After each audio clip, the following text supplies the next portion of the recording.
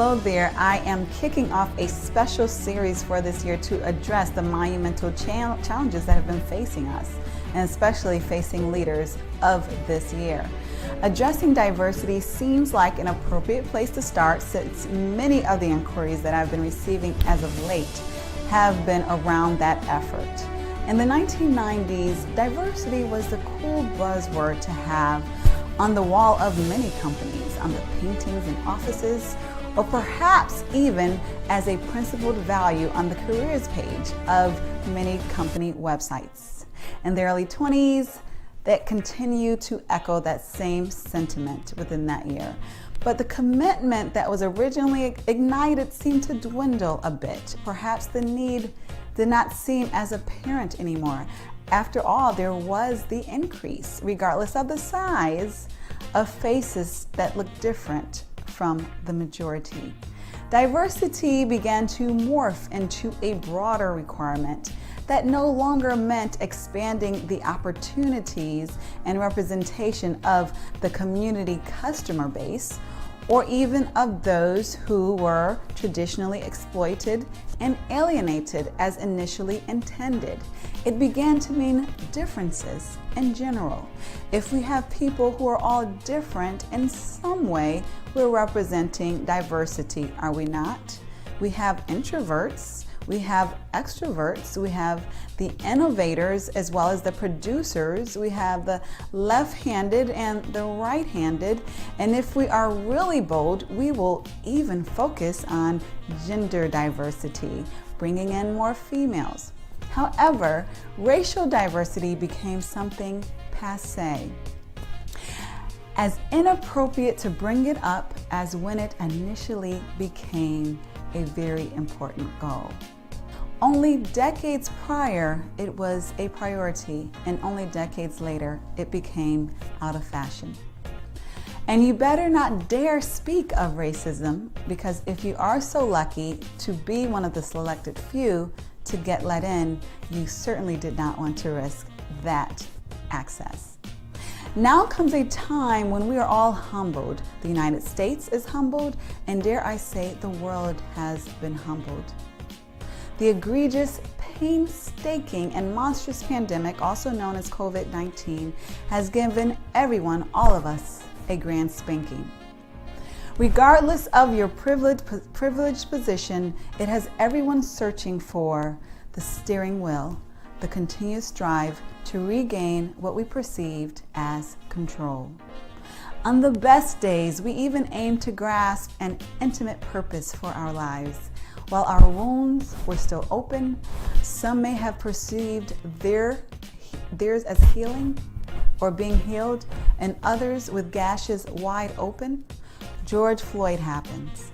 For some, this was the absolutely last emotional straw, the last straw of racism that had been detrimentally deadly to their livelihood, figuratively and physically, for a very long time.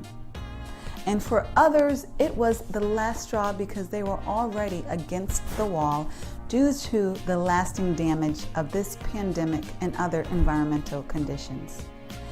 And for some, well, for others, their eyes were opened for the absolutely first time, if you can imagine that. Or perhaps it was the first occasion that they had to focus, the opportunity to focus on such ugliness that was nothing short of a rerun for many others. Perhaps it was the explosive cocktail that was created between a massive killing pandemic and a video that would give Freddy Krueger the chills. Whatever the reason, what appears to be a tipping point, the need for diversity, and dare I even say racial diversity, once again has our attention. I would like to spend some time focusing on 7 steps to expanding diversity within your organization. What is not covered comprehensively in this vlog is inclusion. Inclusion is very important, and I would say a class above diversity. And diversity is like the prerequisite, if you will, of inclusion. it's definitely easier to accomplish of the two. Though some may argue the opposite, ideally you would commit to taking both classes at the same time. And I know that some are saying, isn't diversity hard enough? Yet, if we are honest, yes, it is. It is, especially in this country. However, diversity is not and never will be sustainable without inclusion. So given the limited time available in this vlog, and kudos to those who are still here listening to me, because I know time is limited for many of us, we're going to focus on company diversity specifically.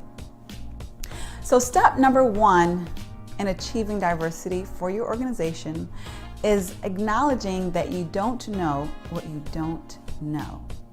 When I think of several conversations that I have had with people who work in talent acquisition for many major companies, or even professional associations for that matter, where there has been a lack of diversity, the main argument is that they cannot seem to find the right people of color. That it's so hard to find people of color to fill those roles and to be interested. Now, admittedly, I will say to you, I will confess, I'm often thinking, though sometimes not saying or asking, is it that you cannot find people of color, or you don't know what you just don't know? And the truth is that homogeneity is the most basic and easiest way to make decisions. And that is for all of us. So while kindergartners are the most loving and collaborative and friendly people among each other, they do tend to cling to one another. While they may be friendly to everyone, they bond with each other based upon their common experience living in a world of unknowns where they know a lot more than people think that they do, and they're often underestimated. And one of the first things that they learn is to categorize. They group the round shapes with other round ones, the purples with the purples, and the greens with the greens. Categorization, we learn from an early age, saves us time. And as we grow older, we continue to advance in the skill of categorization. Categorization adds efficiencies to our lives that we otherwise would not have.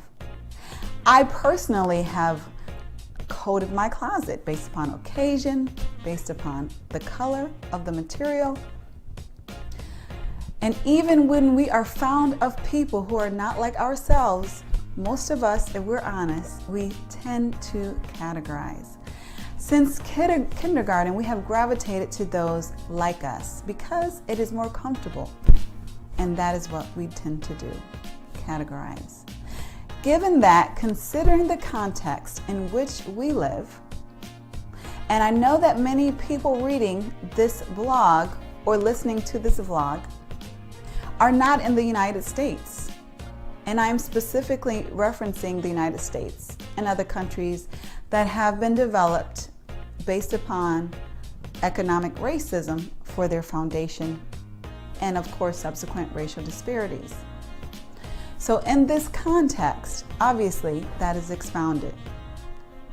But we are humans, and if we are humans and of human nature, we tend to feel more comfortable around those who either share experiences with us or look like us. And it's our normal tendency to categorize them in ways that we would expect to or not expect to in a knee-jerk fashion.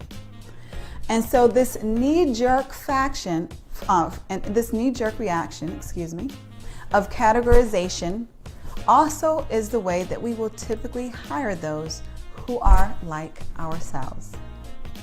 Why would anything more or less than that be expected? And then you put that in the context of an economically driven, racially disparaging tradition, and you have what we have today, and that is a racism pandemic in a world that may ironically deem themselves as post-racial. I am reminded of a time when I was in church. I'm still in church, but there was a special occasion where blue was the color that we were to wear. Now, I went shopping and I went to at least 3 of my favorite stores, and I could not seem to find that right blue dress. Interestingly enough, I saw several green dresses. There were just green dresses all over the place. And perhaps, maybe just perhaps, that's because green is my favorite color. I wasn't used to wearing blue, I would admit, and blue was a stretch for me, and I rarely, if ever, wore blue. I eventually found a blue dress online, but I lacked a connection to it. I just was not used to wearing it. Sure, some may be offended that I dare compare people to dresses. And I agree, it's not that simple. Though what is that simple is that we are emotionally driven beings. Oftentimes we believe that we're making sound, objective decisions when we're doing nothing of the sort. We're simply responding to what feels the most familiar, the most emotionally comfortable. And some of us call it a gut feeling. Dare we not trust our gut in this modern era of self-actualization? Even in this proclaimed era of self-actualization, we must be open to learning from others in order to achieve greatness. I don't know Spanish very well, so I'm taking Spanish classes. I get help from my Spanish friends, and I don't assume that there's no use for Spanish simply because I don't know how to master the language yet. And so let's not assume that there is no need to attempt diversity simply because you haven't yet mastered it. Be open to learning from others, even if you have achieved greatness in specific areas. What many do not know is that diversity takes significant effort. While I love diverse environments and novel experiences, this is not the norm. Most people of all races prefer what is familiar. Familiar is more comfortable. Comfortable is convenient. And this leads us to number 2. Get comfortable with being uncomfortable. If you are genuinely desiring diversity within your organization, you're going to be uncomfortable at times. You may be uncomfortable when they have personal stories to which you cannot relate. You might be uncomfortable because they don't get your jokes. You might be uncomfortable when they disagree with your seasoned and tenured opinion. If you're at the most elementary stages of racial and cultural diversity, you may even be uncomfortable by such superficialities as the differences of foods that they eat, or the differences in their hair, and even maybe their skin. Though if you are genuinely hoping to work in a diverse work environment, you will be comfortable with your lack of comfort and with being uncomfortable until you become more comfortable. The third step, which has been implied already, is to not trust your gut. Do not trust your gut when it comes to increasing diversity within your organization. I know this sounds counterintuitive from everything that you have learned regarding how to live and how to make decisions. However, when building diversity, it is selfish and downright dangerous to rely on your gut. In this modern era, thankfully, we have access to more objective tools and data than we ever have in the past. When hiring and promoting, we should use assessments and simulations to help us make objective decisions.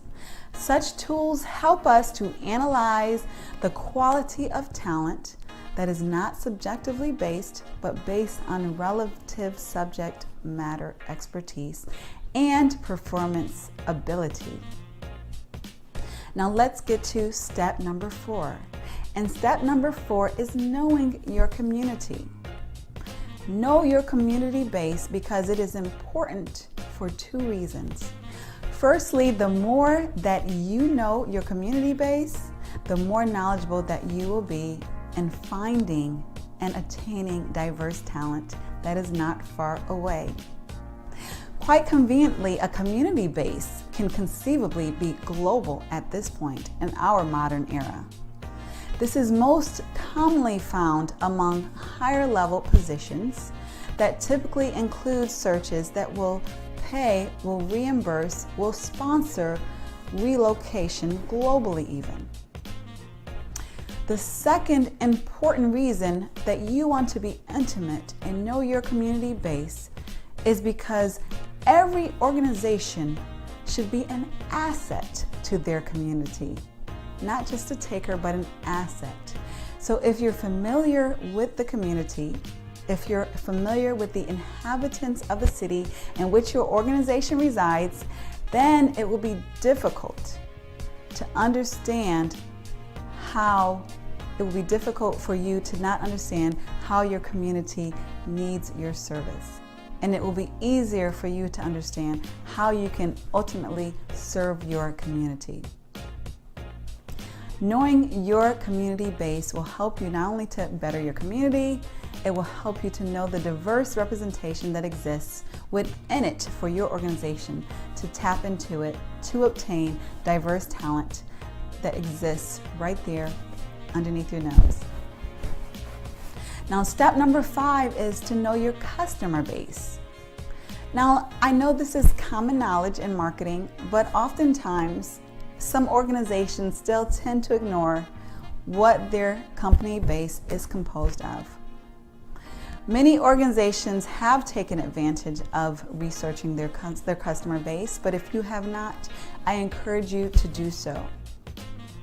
So when a workforce lacks the diversity and the thought perspective that is represented within their company base, or within their customer base, then selling and serving that customer audience places them in a disadvantage to do so.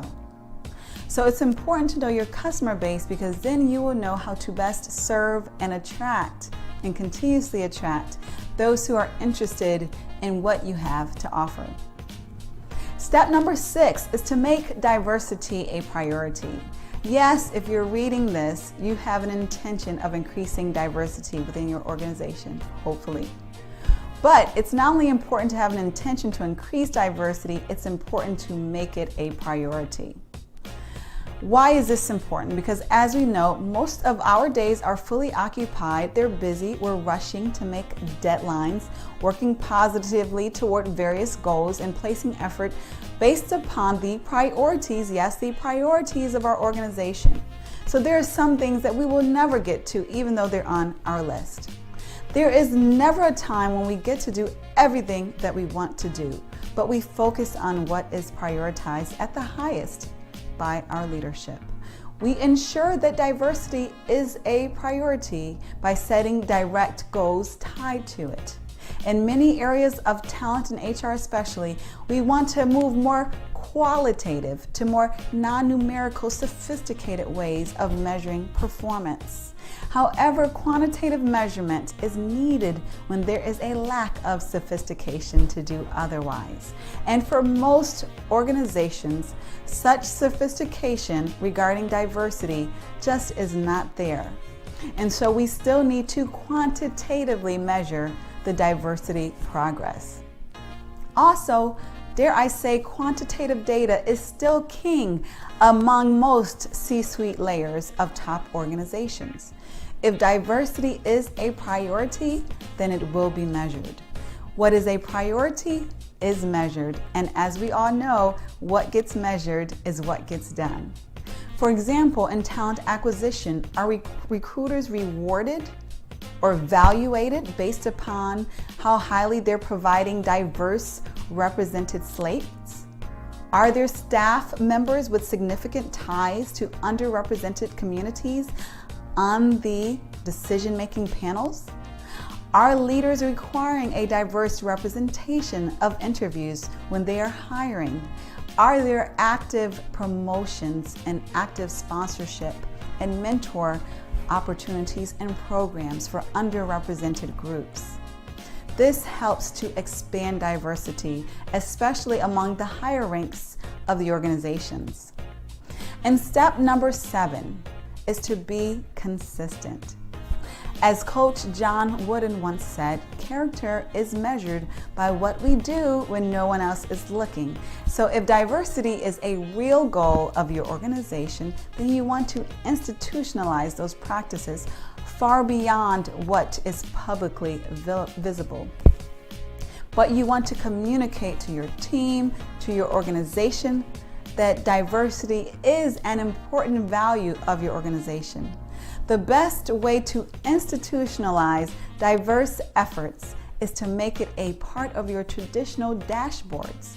When you measure quarterly the performance of your organization or your team, you can also measure hiring and retention of diverse talent bases.